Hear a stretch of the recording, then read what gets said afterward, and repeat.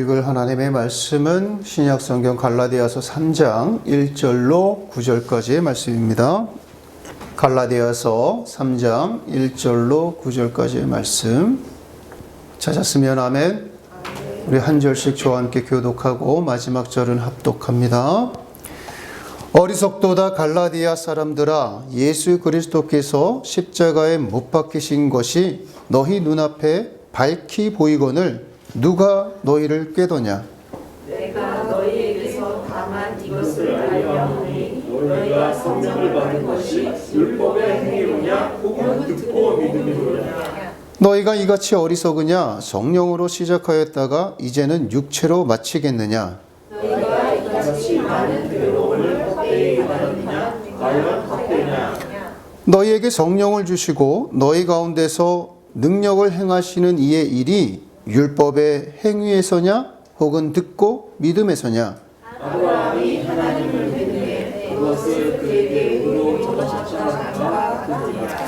그런즉 믿음으로 말미암은 자들은 아브라함의 자손인 줄 알지어다. 또 하나님이 이방을 믿음으로 말미암아 의로 정하신 것을 성경이 미리 알고 먼저 아브라함에게 복음을 전하되 모든 이방인이 너로 말미암아 복을 받으리라 하였느니라. 그러므로 믿음으로 말미암은 자는 믿음이 있는 아브라함과 함께 복을 받느니라. 아멘. 할렐루야. 예수 이름의 평강이 여러분과 함께 하시길 축원합니다. 오늘 설교 제목은 우리 함께 설교 제목 읽어볼까요? 시작. 어리석은 갈라디아 사람들아. 어리석은 갈라디아 사람. 어리석도다 갈라디아 사람들아. 이 갈라디아 교회는 사도 바울이 1차 전도 여행 때 개척한 교회들입니다. 자신의 분신과도 같은, 아니면 자신의 살점과도 같은 굉장히 사랑하는 교회들이죠. 근데 바울 사도가 이 갈라디아 교회 성도들에게 굉장히 화가 났나 봐요. 그러면서 뭐라고 합니까? 이 어리석은 갈라디아 사람들아. 질책합니다. 책망합니다. 아니, 얼마나 속이 상했으면 자신의 자식과도 같은 교회에 이 어리석은 것들아, 이렇게 책망과 질책을 하냐는 거예요. 이 사도 바울의 마음이 정말 마음이 아니었던 것 같아요. 우리가 자녀들을 훈계할 때 언제 합니까? 부모님의 마음을 아프게 했을 때, 속상하게 했을 때 불러다 놓고 너 왜 그렇게 사니? 왜 그렇게 하니? 이렇게 훈계하잖아요. 그런 상황을 지금 여러분이 보시면 될 것 같아요.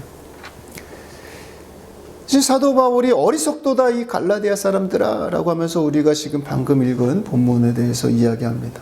무엇이 그토록 사도 바울의 마음을 화나게 했을까? 아프게 했을까? 사도 바울의 눈에 갈라디아 교회가 어떤 점이 그토록 어리석어 보였을까? 바로 구원에 관한 문제 때문에 그랬어요. 이 갈라디아 교회가 이상해졌어요. 많이 이상해졌어요. 우리가 아는 것처럼, 저와 여러분이 잘 알고 있는 것처럼 기독교에서의 구원이라는 것은 율법을 지켜서 얻어지는 것이 아닙니다.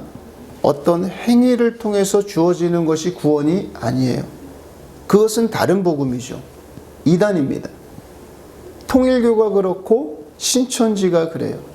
그들은 무엇을 해야만 구원이 자기에게 주어진다라고 가르칩니다. 각종 이단들이 다 그렇게 복음을 전해요.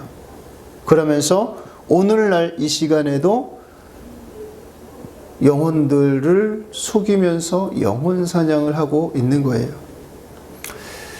구원이라는 것은 율법을 지켜서 얻는 것이 아니라 예수님이 십자가를 통해서 우리의 죄를 구속하심을 믿고 또 예수의 이름을 믿음으로 말미암아 하나님의 은혜로 얻어지는 것, 주신 것이 바로 우리가 받은 구원입니다. 우리가 그렇게 구원을 받았다고 해가지고 율법을 폐기하자는 것은 아니에요.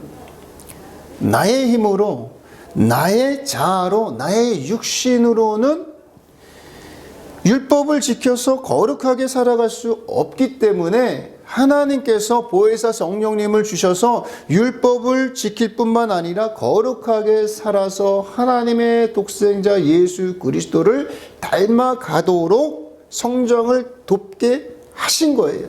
이것이 하나님의 지금 구속사의 뜻이고 과정인 겁니다.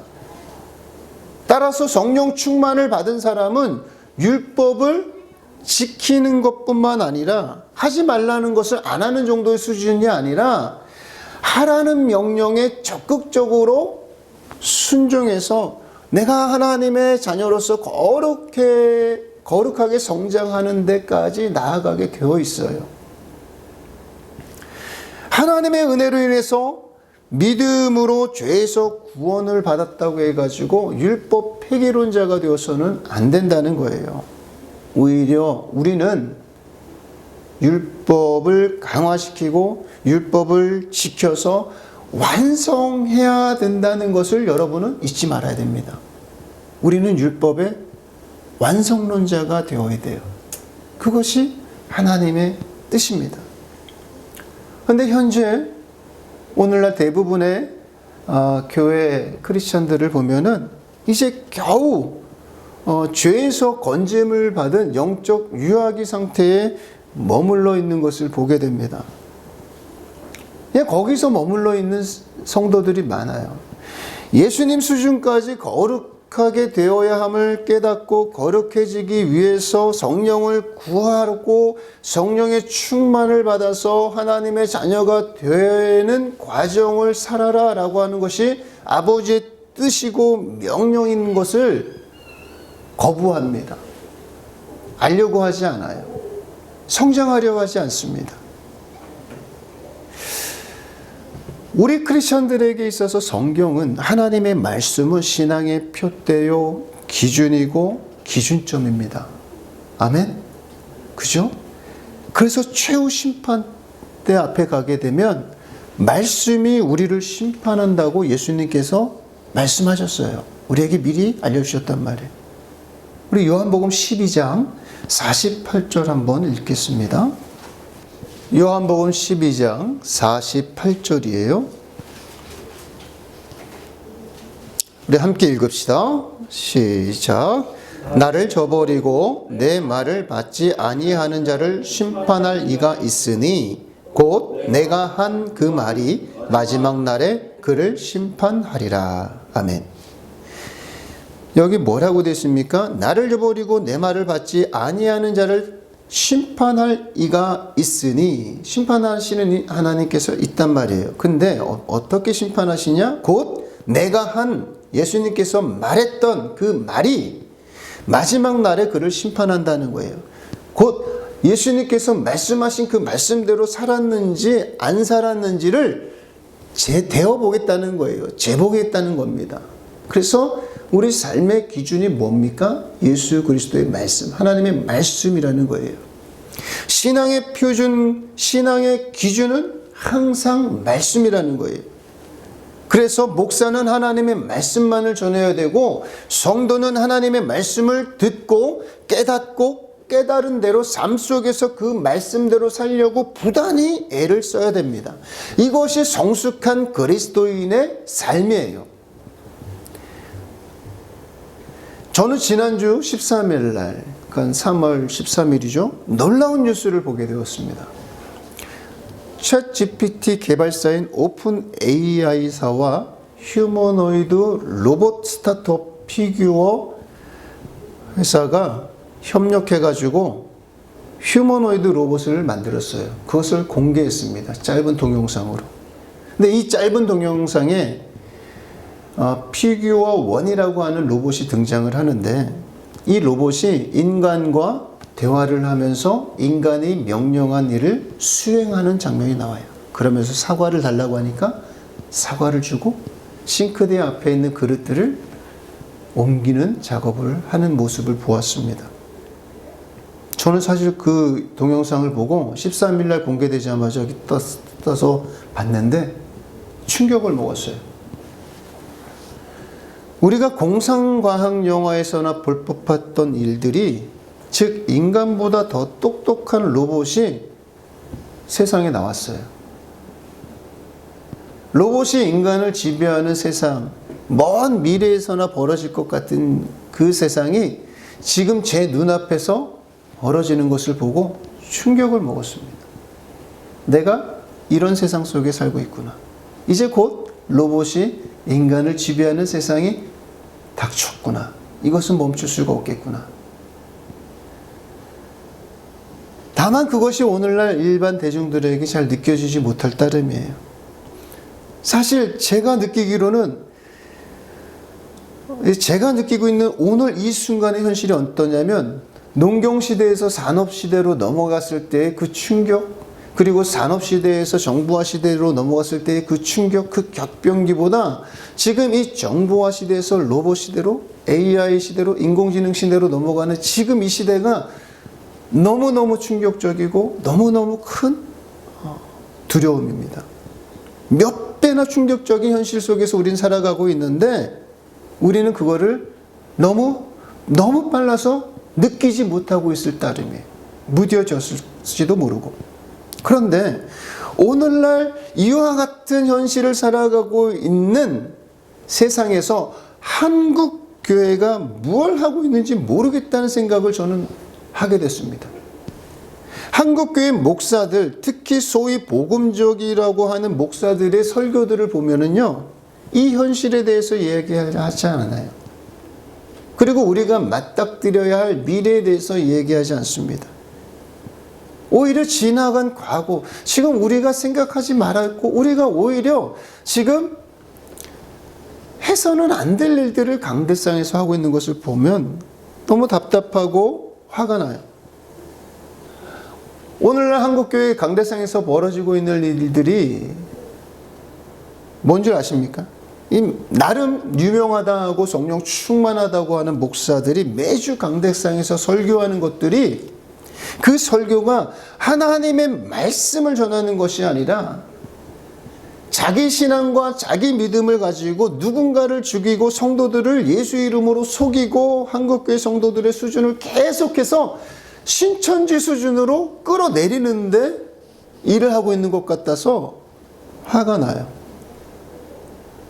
그 대표적인 예가 동성애 문제예요.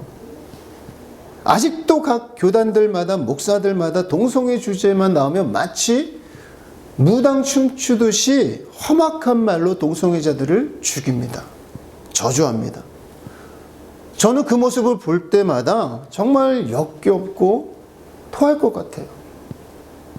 오늘 본문 그 갈라디아서 1장에서도 사도 바울이 갈라디아 교인들을 향해서 왜 이렇게 크게 질책하고 어리석냐 이렇게 타박을 합니까?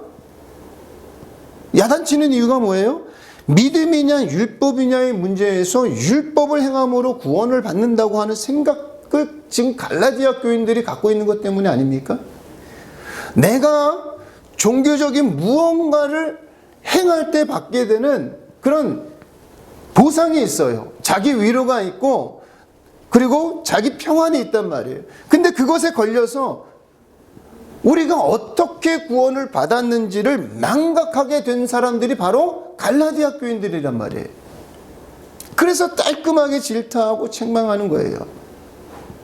거기에 머무르지 말라는 것 아닙니까? 너희가 율법을 행하기 때문에 무언가를 너희가 했다고 해서 거기에 머무르지 말라는 거예요. 너희의 구원은, 우리의 구원은 은혜로 된 것이다라는 거예요. 믿음으로 된 것이라는 거예요. 동성애 문제도 그렇습니다. 우리가 사실 동성애자들보다 나은 게 없어요.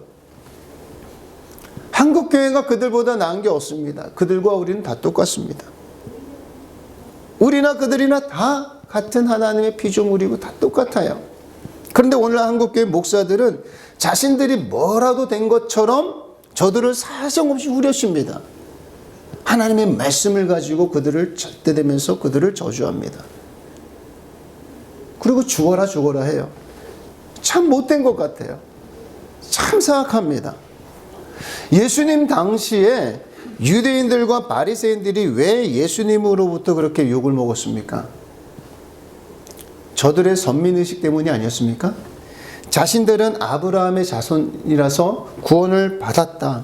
우리는 율법을 지킴으로 거룩하다라고 생각하는 그들에게 예수님께서 뭐라고 하셨어요? 독사의 자식들이라. 이렇게 했어요. 이 독사의 자식들아. 제가 볼 때는 지금 저를 포함해서 한국교회 목사들이 그때 예수님 당시에 유대인들과 바리새인들과 같아 보여요. 그래서 저는 오늘 설교 제목을 어리석도다 갈라디아 사람들아 이렇게 했는데, 이걸 좀 바꿔서 어리석도다 한국교회 목사들아, 어리석도다 한국교회 성도들아 이렇게 고쳐도 아무 문제가 없어요. 우리 지금 형편이 그렇다는 거예요. 우리의 지금 신앙의 수준이라는 것이 지금 예수님 당시에 유대인들과 바리새인들 수준이에요. 내가 예수를 믿었으니까 그 믿음 가지고 저들을 저주해도 돼. 저들은 거룩하지 않으니까 저들은 나가도 돼. 그 수준하고 다를 게 뭐가 있냐는 거예요. 너무 똑같아요. 율법의 완성이 무엇입니까? 여러분, 율법의 완성이 뭐예요? 율법의 완성을 예수님께서 말씀하셨단 말이에요. 저는 목사들도, 오늘날 한국교회 목사들도 이 율법의 완성이 뭔지를 알고 있을 거예요. 모르고 있지는 않을 겁니다. 율법의 완성이 뭔지도 알면서도 그들은 행하지 않습니다. 왜? 자신들의 이익을 위해서. 자기들이 지켜야 될 것이 있으니까 그런 것 같아요. 로마서 13장 한번 찾아봅시다. 로마서 13장 8절로 10절입니다. 찾았으면 아멘. 우리 한 목소리로 함께 읽습니다. 로마서 13장 8절에서 10절까지 시작. 피차 사랑의 빛 외에는 아무에게든지 아무 빛도 지지 말라. 남을 사랑하는 자는 율법을 다 이루었느니라. 간음하지 말라, 살인하지 말라, 도둑질하지 말라, 탐내지 말라 한 것과 그 외에 다른 계명이 있을지라도 내 이웃을 내 자신과 같이 사랑하라 하신 그 말씀 가운데 다 들었느니라. 사랑은 이웃에게 악을 행하지 아니하나니 그러므로 사랑은 율법의 완성이니라. 아멘. 무엇이 율법의 완성이라고요? 사랑이 율법의 완성입니다. 사랑이 율법의 완성이에요. 그런데 한국교회는 예수를 그리스도로 고백하고 예수님의 뒤를 따르는 제자라고 하면서, 신자라고 하면서 지금 뭘 하고 있습니까? 사랑이 아니라 저주와 미움과 살인을 저지르고 있지 않습니까? 아니, 우리 기독교인들이 예수 잘 믿는다고 드러내는 증거가 고작 해서 동성애자들을 향한 혐오가 최선이어야 되겠냐 이거예요, 제 말은. 너무 유치하다는 겁니다. 우리의 신앙의 수준이. 남을 죽여서 나를 드러내는 정도의 수준이 우리 현재 한국교회 기독교의 수준인 거예요. 근데 대단히 착각하는 겁니다. 기독교는 남을 죽여서 나를 돋보이는 종교가 아니에요. 나를 죽여서 남을 살리는 곳이 기독교입니다. 복음이에요. 예수님이 그 길을 가신 거예요. 예수님이 그 본을 보여주셨기 때문에 우리가 지금 이 사순절 기간을 십자가를 묵상하는 것 아니겠습니까? 예수님은 왜 십자가를 지셨을까? 왜 십자가의 못을 박히셨을까? 창에 찔리셨을까? 물과 피를 쏟아야만 했는가? 왜 죽어야만 했는가? 그것을 우리가 묵상하고 그 묵상을 통해서 은혜를 깨닫고 나도 그렇게 살겠습니다. 다짐하는 시간이 사순절 아닙니까? 그냥 감정적으로 우리가 예수님이 못 박히셨으니 얼마나 아프셨을까? 그 정도의 수준에 머무는 것이 아니라는 거예요. 저는 이런 후진 생각을 지금 한국교회 성도들에게 주입시킨 목사들을 저주하는 거예요. 분명히 말하지만 그들은 성령의 인도를 받는 사람들이 아닙니다. 성령 충만 받은 자라고 하면서 복음적이라고 하면서 보수적인 신앙이라고 하면서 이웃을 저주하고 주위에 있는 사람들과 편먹고 그들 편가르는 행태를 하는 목사들은 결단코 성령 충만한 것이 아니라 사탄 충만, 마귀 충만한 자들입니다. 그들은 하나님의 사람들이 아니에요. 하나님의 선지자가 아닙니다. 저는 이 사순절 기간에 단호하게 여러분들에게 말씀드립니다. 우리 예수력교회 성도들만이라도 저들의 어리석음에 그리고 저들의 꾀임에 넘어가지 않기를 바랍니다. 왜? 갈라디아 교인들이 그러한 사람들의 꾀임에 넘어가서 믿음으로 받은 구원을 율법의 행위로 받는 구원으로 바꿔버려서 책망을 받았습니다. 우리는 은혜로 구원을 받습니다. 하나님의 은혜와 구원은 모두가 다 믿음으로 받는 거예요. 예수님을 믿음으로 구원받고 믿음으로 성령을 구하여서 성령 충만을 받게 되고 모든 것은 믿음으로 되는 거예요. 그것의 증거가 바로 저와 여러분 아니겠어요? 우리가 뭐라고 무슨 자격이 있다고 해서 하나님의 자녀가 될 수 있겠습니까? 어떻게 우리가 하나님의 자녀가 되었어요? 하나님의 한량없는 은혜 때문에, 예수 그리스도의 그 십자가의 구속의 은혜 때문에 우리가 하나님의 자녀가 된 겁니다. 그러므로 이 사순절 기간을 통해서 나 자신을 말씀을 통해서 살펴보고 또 살펴봐야 되는 거예요. 내가 받은 은혜가 얼마나 한량없는 것인지를 더욱 많이 깨닫고 깨달아서 감사하는 가운데 이웃을 사랑하는 길로, 예수님처럼 나를 죽여서 남편을 살리고, 나를 죽여서 아내를 살리고, 나를 죽여서 자녀를 살리고, 나를 죽여서 세상을 살리는 그런 수준의 크리스천들이 되어야 되는 것이 우리의 사명인 거예요. 그래서 예수 이름으로 내가 하나님의 사랑을 받아서 하나님의 자녀가 된 것 같이 아직도 예수 사랑을 알지 못해서, 받지 못해서 방황하고 있는 이웃들을 보거든 그들에게 말로 예수 믿으라고 하는 것이 아니라, 이제는 내가 예수님 대신해서 오늘날 십자가를 내가 짐으로 죽음으로 사랑하여서 율법을 완성해서 그들을 살리는 일에 우리가 나서야 되는 거예요. 그것이 오늘날 우리 한국교회, 저와 여러분들 성도들이 해야 할 일인 것입니다. 그렇게 하나님의 자녀로 예수 그리스도의 그 십자가의 길로 장성한 분량으로 자라는 것이 저와 여러분이 가야 할 길입니다. 기도합시다.